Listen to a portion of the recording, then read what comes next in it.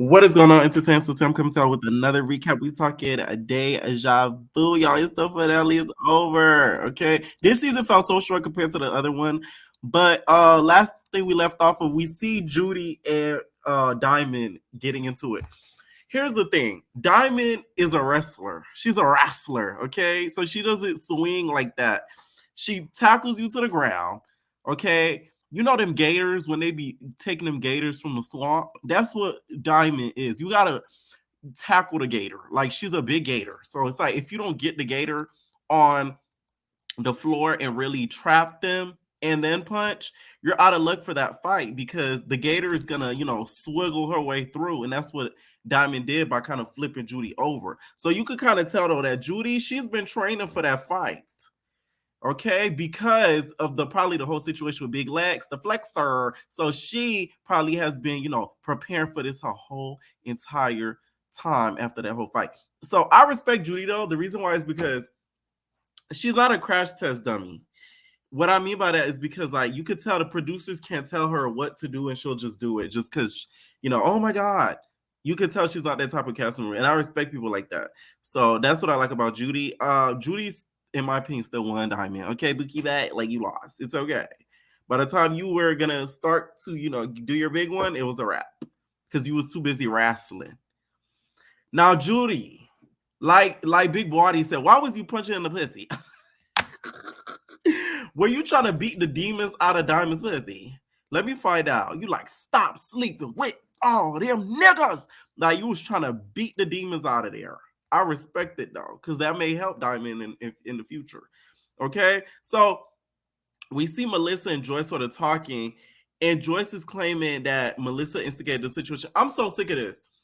No, Joyce, you were the one that caused you and Duke to end up fighting because you kept calling all types of FAGGs.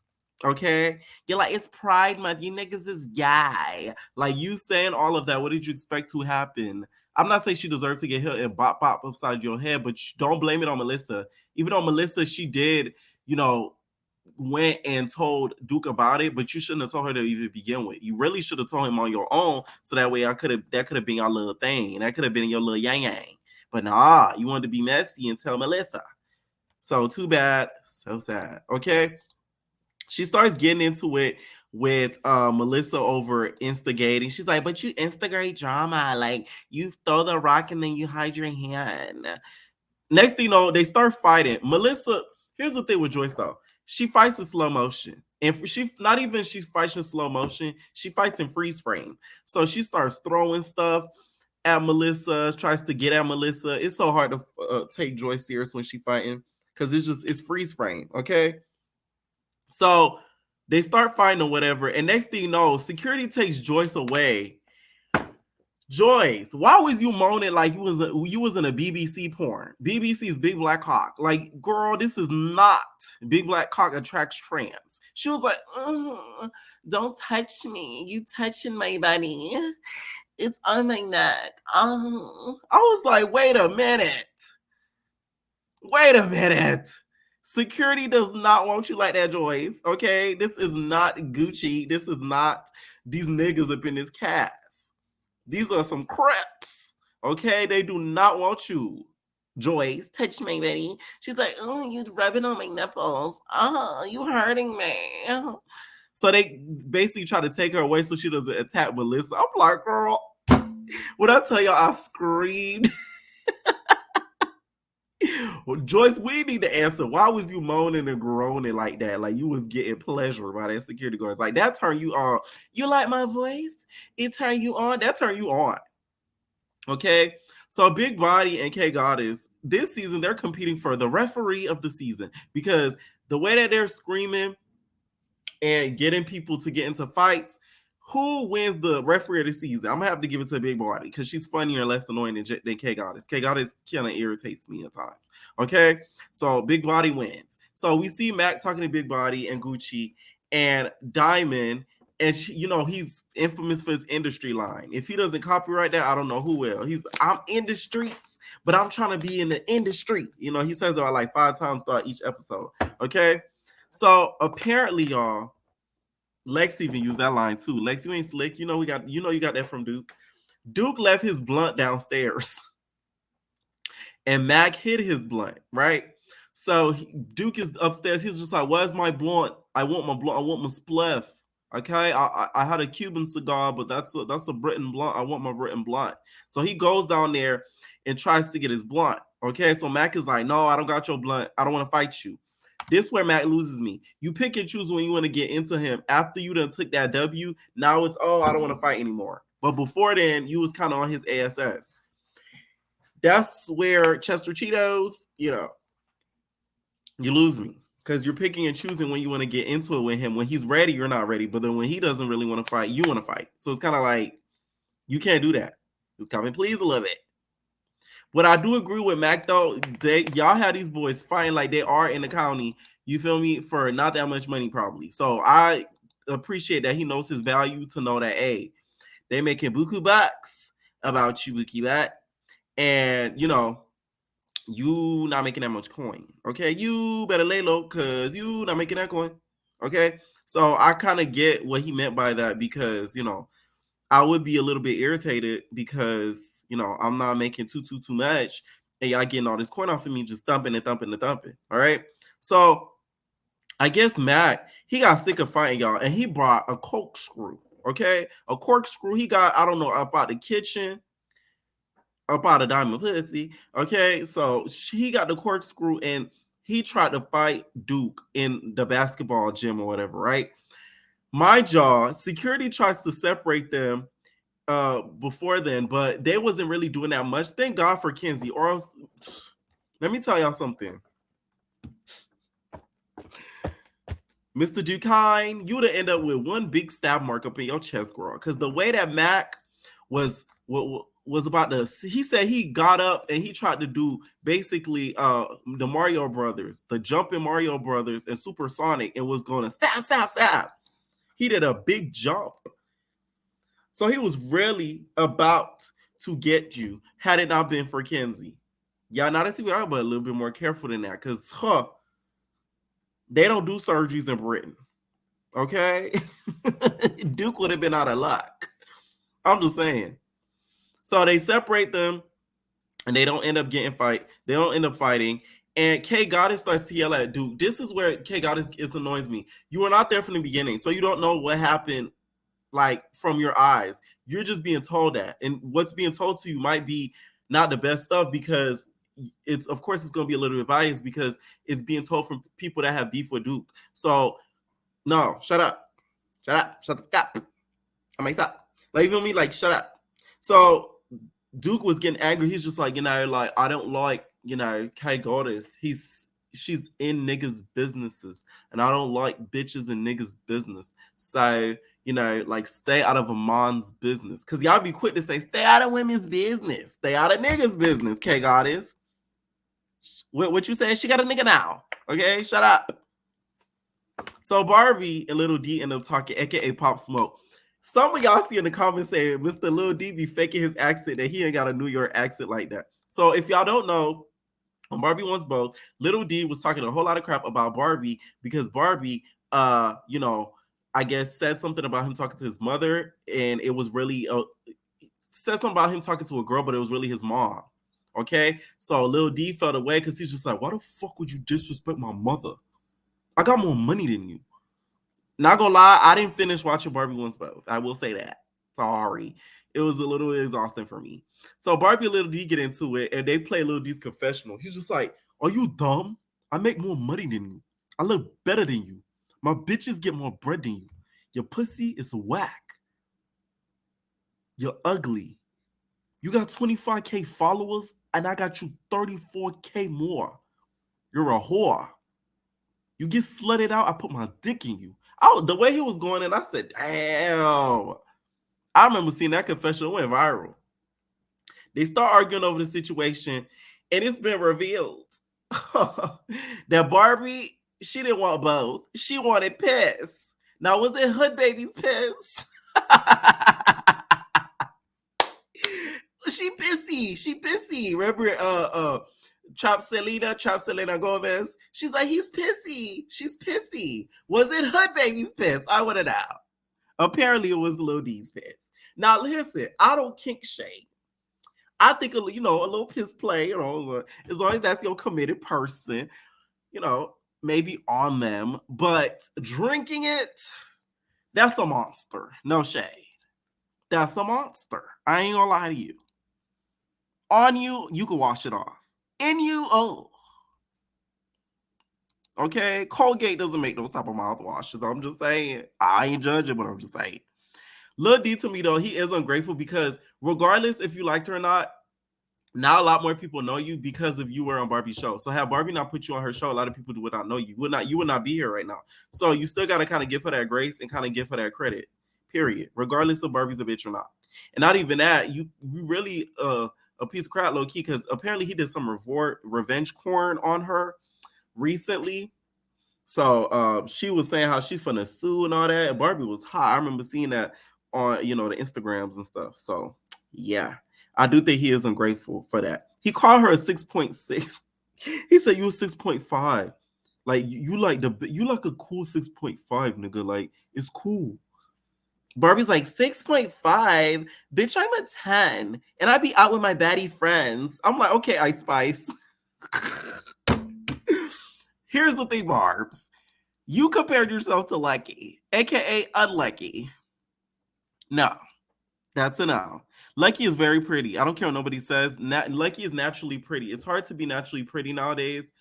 So Lucky's pretty, and she don't need a whole lot of makeup. She don't need no surgeries, all that. Like Buki back, she just got big eye bags. Okay, it's because the stresses of life. But besides that, she's actually pretty. So I don't think you're better than Lucky. Sorry. Maybe like 5 surgeries ago, maybe. Okay. So they kind of end the conversation not really on good terms. And she's like, if my nigga was here, you would not be talking to me like that. Yeah. Don't tell me to shut the up. You shut the up. That's what you're gonna do. Yeah. What do you mean? Little D, leave me alone. Like, I don't even want to get into it with you. I'm not gonna argue with you because I don't argue with niggas. Okay. And if my nigga was here, it would have been a whole different conversation. Flash forward to the nigga. The way that she was talking about this nigga, I thought he was like a big niche type of nigga. Like, intimidating. I seen him, I said, oh. It looked like Gucci could handle him. I was like, oh, Kenzie could handle him, no shade. I was a little underwhelmed versus the big game she was talking. I'm like, well, this must be some big, brolic, cute looking nigga, tatted and, intimidating. Nah. I was underwhelmed. Sorry, Barbie. So Diamond talks to Q, and y'all, Q could care less. Q was planning to see whose house he was going to stay at next. For real. Because the way Diamond was talking to her, she's like, I really feel very bad that that I treated you the way that I did, and I didn't think that you were going to throw a fit that you did, and I really like you, and I just don't think it was gonna go like that way. Like he was just sitting there with his shades on, braid, he's dressed in a bun, and he looking at her like she's stupid. And then he was just like, man, I just ain't like you throwing my clothes out. I don't like moving a lot, even though I have to. So I don't like that you did that. You feel me? Like, that's crazy. No, I like having a home. So why would you do that? And Diamond's like, I'm sorry. I don't know. The thing is, Diamond, how are you going to try to get somebody's, love back that hit on you? That nigga beat on you hard. So that's what blows me. Anyways, Barbie is so ungrateful, by the way. They bring out these performers Okay, these belly dancers, they they start shaking their hips, shaping their big Debbie cakes. Barbie's like, why did not STV bring me up here? Like, this is crazy. Like, don't ever bring me to no lame-ish like that. That's where we see the boyfriend. Diamond gets up, she does her, announcement. She's like, so Queen of Deja Vu. Literally, Diamond's the face of Deja Vu. They can't have a season probably without her, no shade. Like, it's just is what it is. Next season, I want y'all to make it interesting. Bring somebody of Diamond's caliber to threaten her. How about that? I want to see that. Bring a big Lex. Make it interesting. Okay. So they leave the club or whatever, the little scenery place that they was at, and before they do that, Gucci and Diamond end up talking because Gucci brought a girl, Diamond. I look in the corner of my eye and then I see Gucci talking to a girl. So I'm like, who is this bitch and this plus one that she brought? So I'm going to talk to Gucci so that way me and Gucci could solve this. So she talks to Gucci.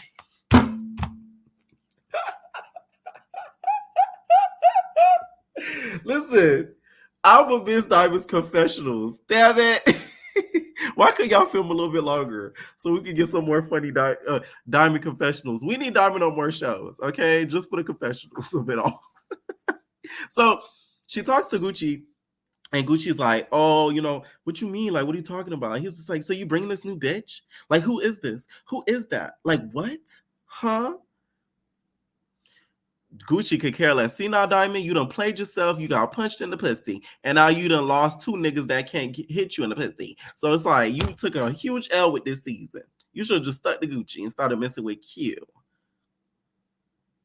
Okay? Just saying. And then we get outside.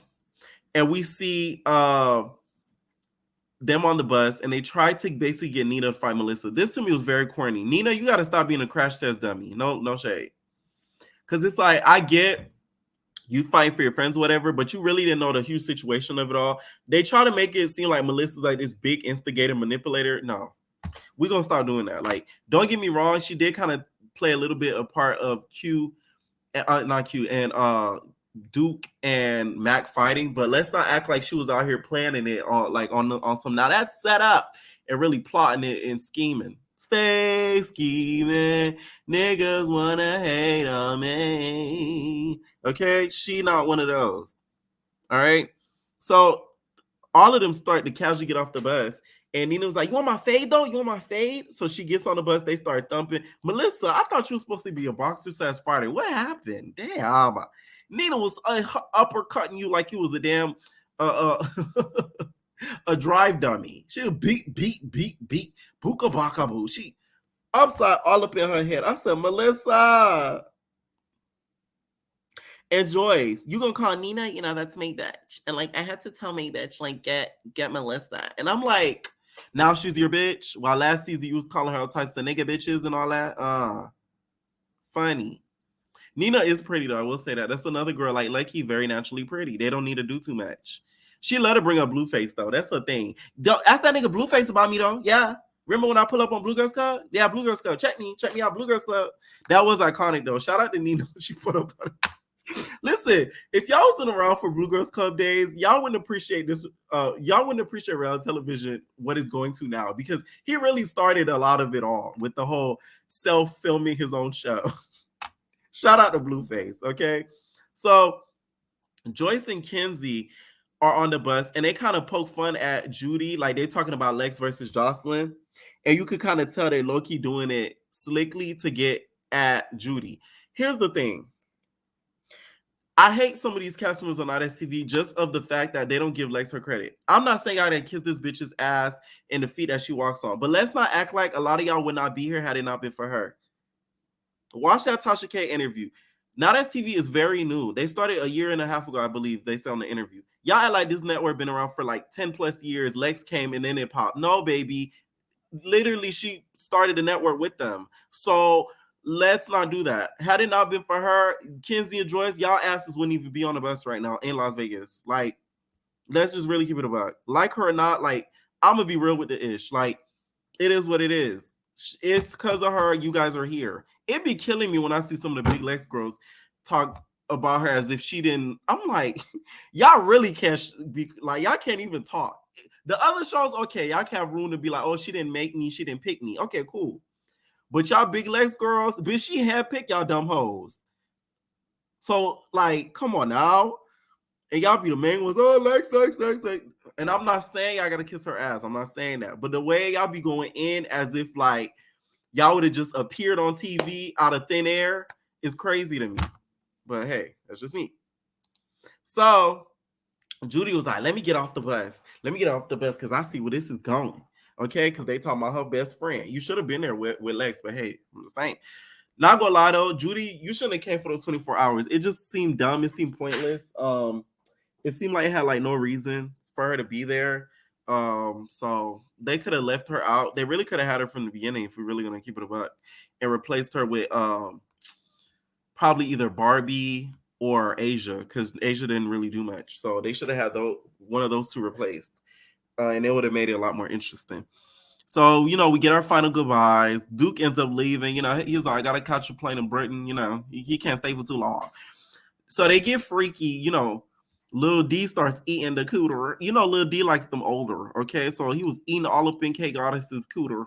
And then they start to get freaky. They do spin a bottle. Diamond does her final cheers, and that's it for the season. Okay, I'll rate this season an 8 out of 10. I still like the first season better. Something about it seemed a lot more authentic. They filmed a little bit longer. They did more outings. It seemed way less produced. I feel like this season was a little rushed, and I think that's why we got a little bit less episodes. I think Deja Vu Miami was 10 episodes, if I'm not mistaken. This was only like 8. So I still first season. Next season, I feel like they need to bring back Sydney. Bring back Diamond the Body.